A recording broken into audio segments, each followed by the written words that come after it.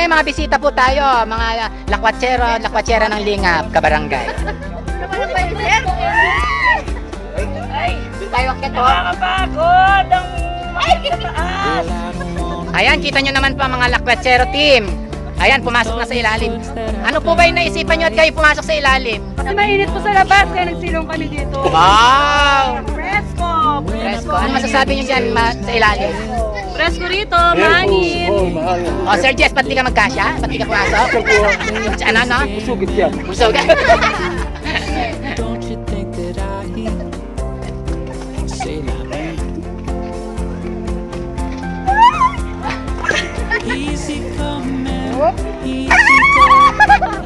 I'll go high when you go low. Don't you think that I Pa-slide pa baba. say la vie? Ayan, oh Mike, ito si ka-brother Mike natin. Ano yung masasabi mo or feeling mo ngayon na ikaw ay namit mo yung mga kapatid nating katutubo? Sa tagal na panahon. Ngayon ko nalaman, taga-bundok pala ako.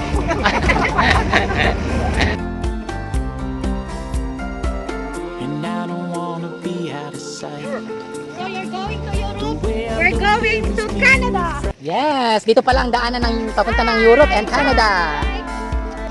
Magpipiknik kami sa ilog. Nainggit na naman kayo. Yes. Ang daming bulaklak dito ng sunflower. Bakit siya tinawag na sunflower? Kasi it is a flower from the sun. with all these words that I think are right. And I'm a child of details. Bari apo, pera nuno, pera banbano dahil ako. Kiraan po. Ang presko rito. Lick my wounds. Play this game and play the fool. Don't you think that I Press, may crocodile, press! May crocodile dyan! Aja. easy Sarap po, lamig. Malamig po. Yes, ang sarap ng tubig! Sarap ng tubig sa ilog. Actually, itong batis na to ay pinupuntahan ng mga turista noon. Oh, pero ngayon, kami lang ang turista. Nainggit na naman kayo sa amin!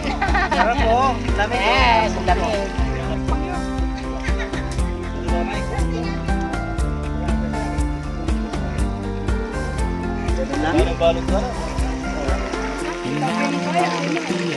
Yung nakakasito nyo.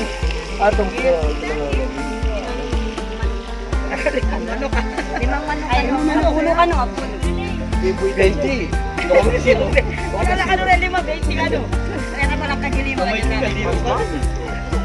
Well, I don't wanna be mine.